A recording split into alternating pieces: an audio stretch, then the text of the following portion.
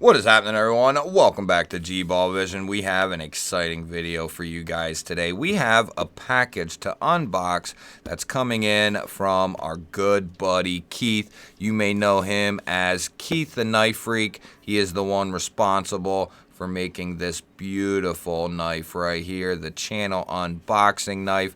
Go follow him on Instagram at Keith the Knife Freak, and you might as well go ahead and go follow me as well while you're over there. Not that I really care about Instagram, but if you are watching this and you're not subscribed to the G-Ball Vision channel here on YouTube, then you are definitely missing out because you know, I release new videos every single day. We do several shorts every single day. We have live streams twice a week. We do all kinds of fun stuff. We do members giveaways. We do regular giveaways. We pry things open with knives. I'm going to destroy this box, Keith. I'll get you a new one, buddy. So you might be asking yourself, let me get some of this stuff out of the way here. So I spilled all the peanuts everywhere, but you may remember just recently I unboxed, screwed up, the Tempest Jetstream, and this was a gift from our good buddy Tree Stabbing Troy. So huge shout out to him. And the story goes, I was in a Knives Fast live stream and I was telling Casey, hey man, I would really like to check one of those out. I'd really like to even buy one. And then come to find out they were no longer in stock. So right away, Keith messaged me and said, hey man, I will gladly loan you mine to check out if you want. And I was like, hell yeah, man, that sounds awesome. And not long after that, so Keith sent it out, and not long after that did Troy get a hold of me and say, hey, I have an extra one I'm not using. I want to donate it to you and the channel. And so that is how we have two Jetstreams here. So we got one with the Stonewashed and Bead Blast, and then we got one with the Stonewashed and the Blue Anno. So now I know which version Troy has. He took the black blade from this one, put the Stonewashed blade back on here, and then he has the blue coated with the black blade, which probably looks pretty sweet. Because he bought a couple. He was trying to make the perfect Jetstream for himself. And so that's how I have this version. Technically, you cannot buy this version. You could either get the blue and the Stonewashed, or you could get the Bead Blast and the Blackwashed, or the DLC. And one thing I have to correct is the blade steel is not actually 14C28N. It is actually 154CM. So that is, in my opinion, equally as good. I love 154. 14C is also a great steel, but 154, you know, holds a nice little spot in my heart. But you know, I've had very little time with this Jetstream here, and I figured why not just go ahead and we'll do an unboxing, a separate unboxing for this guy, and we'll kind of dive in and do a thorough overview of these knives. You know, they are identical, just a little bit of a different variation. So 3 1/4 on the cutting edge, and then, you know, to here you're about 3 1/2. To here you're about 3 3/8, and then she's coming down all but 7 7/8. So she is a good size. Definitely going to be in a lot of people's wheelhouses. Let's go ahead and get a check on that blade stock here. We'll 0 this guy out and check this blade stock. So she's coming down around, my calipers are saying 107, 108. And we'll check the behind the edge thickness as well. We'll just kind of pick a random spot here. And she's coming down. Let's get a little better of a hold. Boy, 11 thousandths behind the edge right there in that particular spot. As far as your handle thickness here, coming in right around 0.47, so that is pretty much a very average thickness. But where this knife really hits the spot is the width or the tallness of the handle. That gives you a nice, comfortable grip on this thing. These are extremely comfortable, which is fitting because KC is all about the ergonomics of the knife, and that is pleasing to me because that falls under, he's not real worried about, he wants good action because that's what a lot of people care about.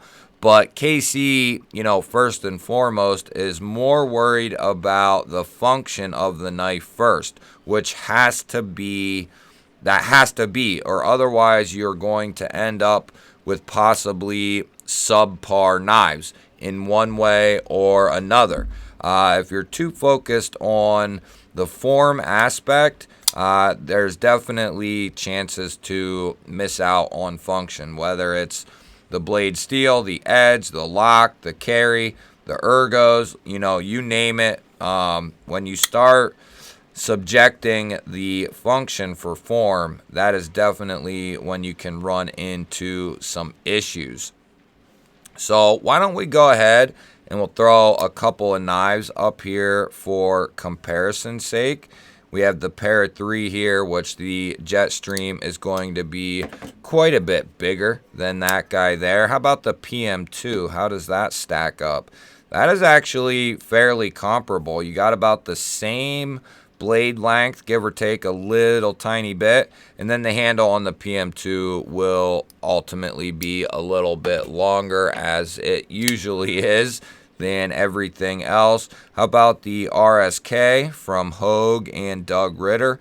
That is a very formidable comparison right there. And how about, we'll do two more just for funsies here. We got the 20.5. Gonna be a touch smaller than the Jetstream. And we got one more for you.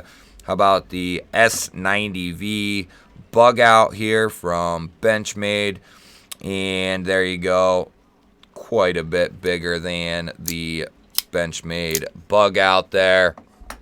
So we're rocking with a stonewashed 154 cm drop point blade and a very nice drop point, very spear pointy. I would say it's very close to a spear point.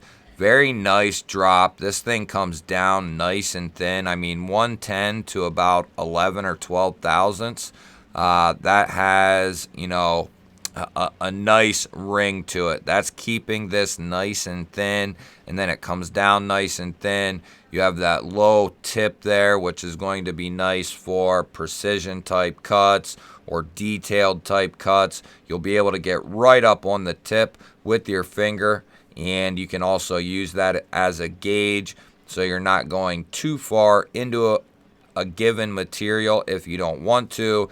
And because of this area here, you're going to be able to choke up right behind that edge, and it's going to give you a lot of control and comfortably, which I really appreciate. If you're really getting into something or you got to be very careful, you want to be up here where you can have the most control over that blade. And then in the standard grip, this thing is, melt in the hand good. The stonewash finish looks very, very nice. I haven't checked out the coated one, but I'm sure that is equally as nice. I love the pivot that KC does. I like his little logo up there, out of the way, not in your face, not in the center of your blade. You know, it's nice and clean, out of the way, looks good. Pivot looks extremely good. Minimal hardware. I mean, you got your pivot screw here, which is not tooled. The clip side will be tooled, and then you have an identical matching side on the clip side, but it's tooled in this case. And then you have your one body screw. This might, does that double as a, no, I think that's just for the filler tab. So you got one body screw here, and then you have your two pocket clip screws, body screw, pivot screw. And if I know KC, I didn't check this in the unboxing, but if I know KC, these are all going to be T8s. So you have T8 on the pivot, T8 on the body screw, and then, yep, T8 on the pocket clip. Nicely done. Nicely done. And you might be saying, why is that so nice? Well, because then, if you want to take this guy apart, you need to do some maintenance. You just want to, you know, look around. You only need one bit. You only need one driver, one bit. You don't need a 6 and an 8 or a 6, 8, and 10 or an 8 and a 10. And not that that's a massive deal, but if you're away from home, you're out in the field, you're at work, you're out and about, whatever, you know, and you have maybe a driver with you with, say, a 6 and an 8 or an 8 and a 10, like me. A lot of times I'll carry like a pry bar or something with a 6 and an 8 in it. Because typically, you know, if you got to tighten a pocket clip or a body screw or even your pivot, a lot of times they're going to be a 6 for the pocket clip or an 8. And then usually your pivot's going to be an 8. Sometimes it's a 10. So, you know, in that sense, you'd kind of be out of luck. You might be able to give it a little turn with the T8, but ultimately, you know, you'll kind of have to put that in the pocket and leave it be. But anyway, in this case, if you got your 8 with you, you can take care of the whole knife. Disassemble it if you needed to, you know, you drop it in a muddy puddle or something, whatever. You can take this bad boy apart. It looks like, well, it looks like you'll have to, do you got to pull the clip off, I wonder, to get into this guy? Or can you just stick with the body screws? No, it looks like this screw goes through the titanium backspacer, which is okay. I'm just wondering. We'll have to diagnose this one a little further. I wouldn't mind doing a disassembly on this one. This one is Keith's. This is not mine to keep. This is just here for me to check out, take a look at, do some comparisons, that sort of thing. I have no reason to carry this knife, you know, cut anything really with it because I have its identical partner here. So this is more going to be just for me to do some content on, and then I will be shipping this one back to Keith, our good buddy Keith over there. And one thing I can say is you can definitely tell his has been carried, where this one is still nice and tight and needs broken in. I mean, it's still nice and smooth and all that stuff, but that's the difference right there between one that's been carried and broken in and then one that is brand new, basically out of the box, because Troy never carried this. He never used it. He said it just sat in the box or in his knife case, one of the two. And, you know, that's the difference. But I can feel every time that I flick this guy, I can feel it breaking in just a little bit more. And I expect it to smooth out. And I'm willing to bet, you know, I could take this apart, clean it up, oil it up a little bit, reassemble it, and then we would probably have a similar type action. But definitely a very nice design from KC. If you're not familiar with KC, I will link his channel down below. I'm sure the majority of you are. you already know KC Knives Fast, but I'll link his channel down below if you are not familiar with him. He runs his own YouTube channel, full-time job. He's a dad, a husband, and then he also makes content and he designs knives. So he knows what it's like to be busy, but still knock it out of the park on his content and his knife designs. And I know what that's like, you know, working full-time, making content. Not that I design knives, but I do have a family, a woman, a full-time job, and I run 2 YouTube channels. So I know what it's like to be busy and not have much free time, so to speak. But KC does a fantastic job, and I look forward to what he has to come in the future, because I've seen his knives and designs progressively get better and better and better, and this thing is just out of this world good, and that is why they are sold out. I expect him fully to do a version 2 or a Jetstream 2 or something like that. Maybe it'll be the exact same knife, but just with different combos or something of that nature. Maybe a couple tweaks here or there, but as far as I'm concerned, this knife is needless in its changes. It does not need any changes, in my opinion, unless he wanted to, you know, maybe upgrade the steel. And maybe if he wanted to, he could definitely add a longer backspacer. I think that would be a nice touch. But other than that, really, the only change I would make to this knife is I would add a longer backspacer in there. You know, if this was my design or he was going to do something I asked him to do, I would say a longer backspacer, just even more comfort, even with the slight contour, even with the nice softened edges and a little bit thicker scales. That full-length backspacer in there would just make this even better than it already is. And it's at a very minimal cost on the weight side of things. I'm a huge fan of backspacers, so that's just me though, guys. It's got a backspacer, but I won't mind seeing it up in here. That would be just absolutely perfect. But let me know what you think of these guys down below. Let me know which version you like better. Or if you would like the coated blade better.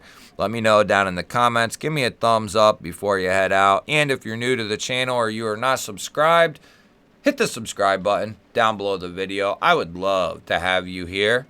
Otherwise, guys, I'll throw up 2 new videos, and I will catch you on the next one.